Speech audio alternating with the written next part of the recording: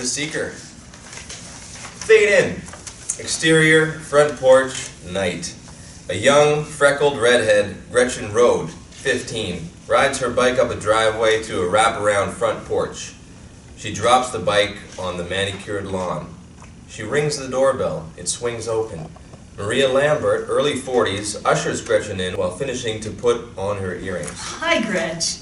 Maria shuts the door with her foot. Interior, entry, same. The entryway is lined with family portraits.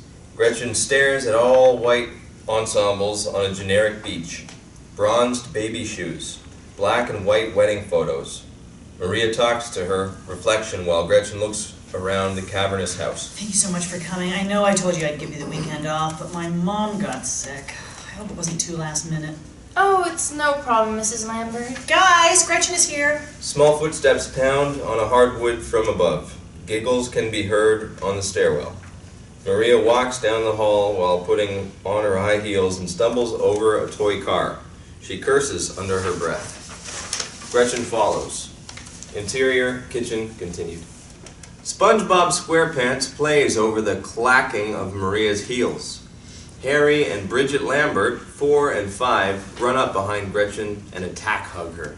Hello, little ones. Hi, Gretchen. Gretchen! Okay, you two, relax. Maria walks over to the mudroom. Interior, mudroom, continued. She punches in the code for the alarm system. Interior, kitchen, continued. Maria writes something down on a piece of paper. You remember the alarm code, right? 2371. I'm turning it on for you, but if they want to go out for a walk, just make sure you turn it back on when you come in. Gretchen nods. As Harry and Bridget literally climb all over her, Gretchen can keep up with them. Guys, come on, please do not climb on your sitter. I just need to show her something. Exterior, garage, continued.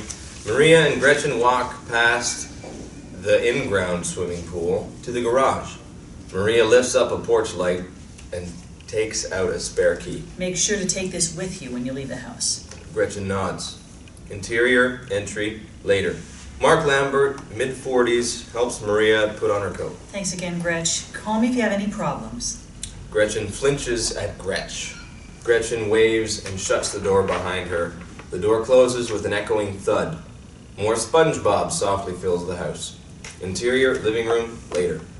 Gretchen runs around the living room with Bridget on her back. Harry rolls around on the couch laughing at the silliness.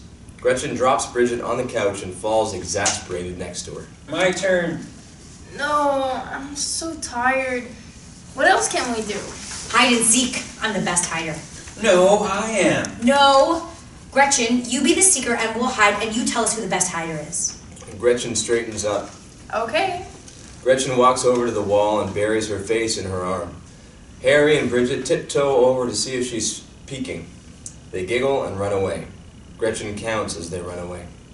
1, 2, 3, 4. Gretchen counts to 30.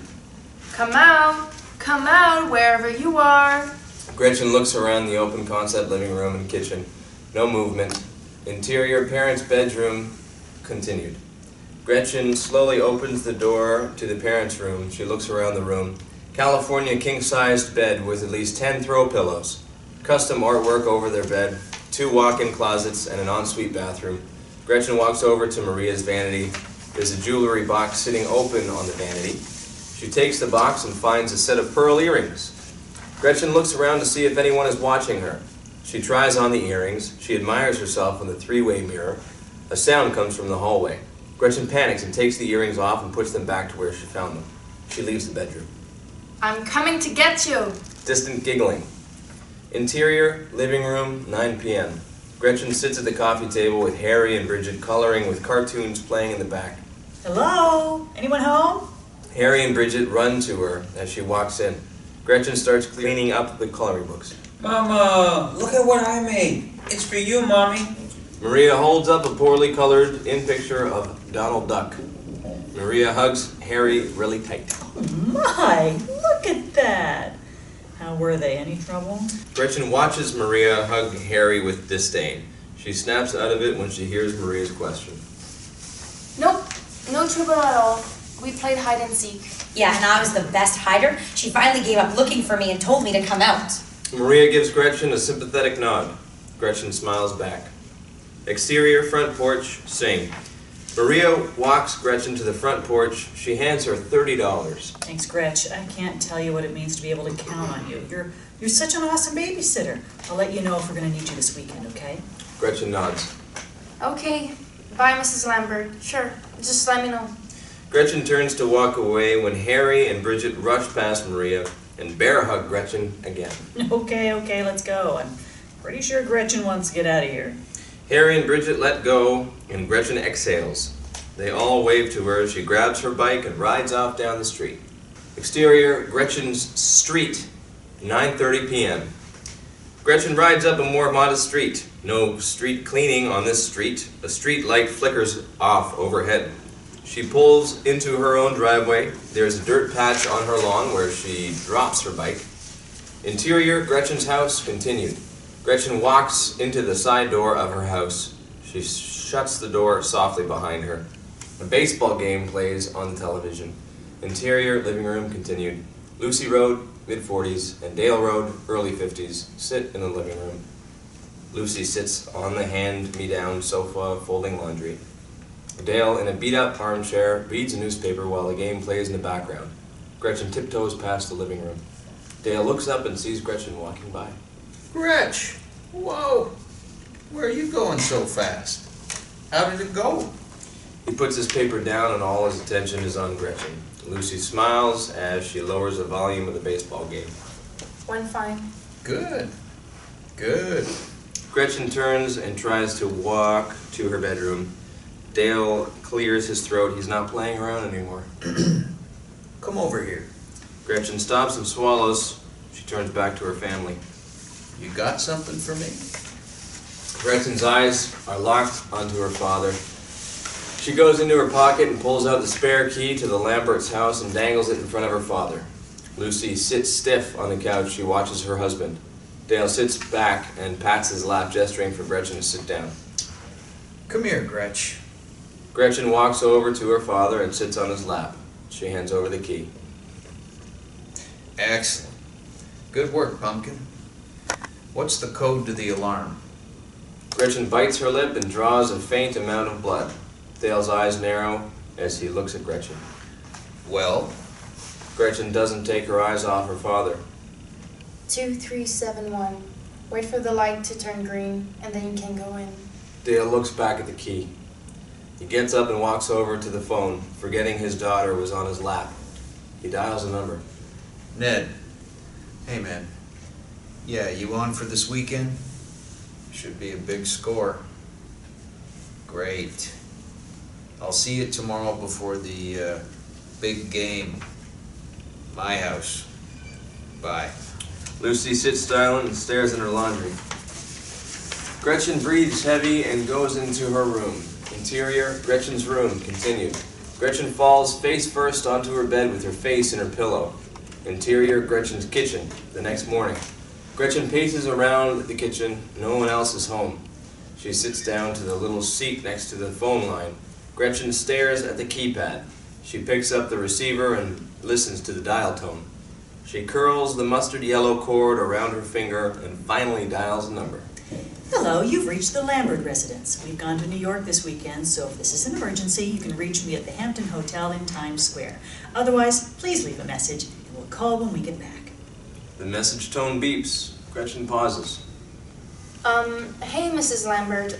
Just checking if you wanted me to sit this weekend, but I guess you're already gone. Have fun in New York. Bye. Gretchen hangs up the phone. Interior, Gretchen's living room, 10 p.m. Gretchen watches television in the dark. She's still alone in the house. The fluorescent TV lights wash Gretchen out and cast shadows over the whole living area. She turns the TV off. She locks the doors, brushes her teeth. Interior, Gretchen's room, continued. Gretchen puts her pajamas on. She sits at her own plastic kid version of Maria's vanity. She examines herself in the fake mirror and turns out her lights. She lies in her bed and sobs very loudly. Interior, Gretchen's room the next morning. Gretchen is asleep in her bed. She wakes up sniffling. Gretchen, you're gonna be late for school. Wake up! Gretchen gets out of bed and looks in her mirror. There's a small gift box sitting on her vanity. She opens it up and there lie a pair of Maria's pearl earrings. Gretchen sits down and holds the earrings in her hand, feeling their weight. She smiles and puts the earrings on. Gretchen, are you awake? Gretchen gets dressed and goes to the kitchen. Interior, Gretchen's kitchen, continued. Gretchen sits down at the table. Dale sits at the table, reading his newspaper. Lucy flashes a sad smile and walks a pan of sizzling eggs and bacon over to Gretchen. Those look nice on you. She smiles at Gretchen. Gretchen touches her lobes and cracks a small smile. The landline rings. Gretchen goes to answer the phone. We're eating. Let it ring. Lucy stares out the kitchen window. Gretchen sits back down at the table. The answering machine kicks on. Hello, Mr. and Mrs. Rode. My name is Officer White. I'm calling to see if I can speak to your daughter, Gretchen. I understand she babysits for the Lambert family every so often. I'd like to ask her some questions. If you can give me a call back at 587-3499, that'd be a big help. Thank you and have a nice day. Dale reads his newspaper. Gretchen's eyes widen as she looks at Lucy and Dale. Dale doesn't look up from his paper. Gretch, you're gonna be late for school if you don't move.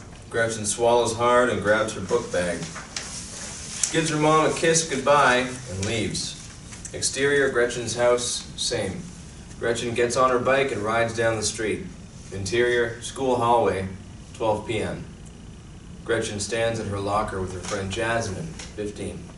So then Mrs. Sanders was like, Joey, didn't I say to spit the gum out 20 minutes ago? And then he spit the gum on the floor right in front of her desk. He's definitely getting detention. Gretchen is looking past Jasmine into the school office. Harry is sitting on the bench outside the principal's office. Hello, Earth to Gretchen. Gretchen shakes her head. Sorry, that's Harry Lambert. His house was robbed this weekend. How do you know?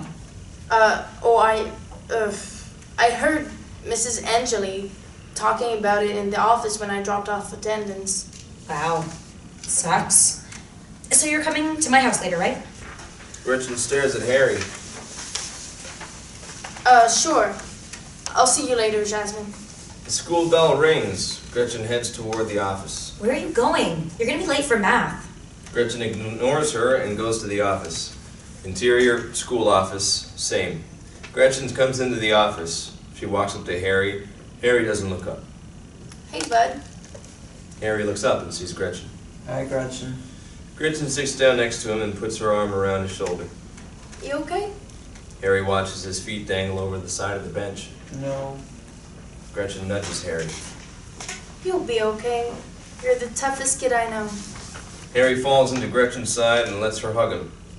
The principal's office door opens. Maria walks out. She watches Gretchen hold Harry. For a split second, she tears up. Hi, Gretchen.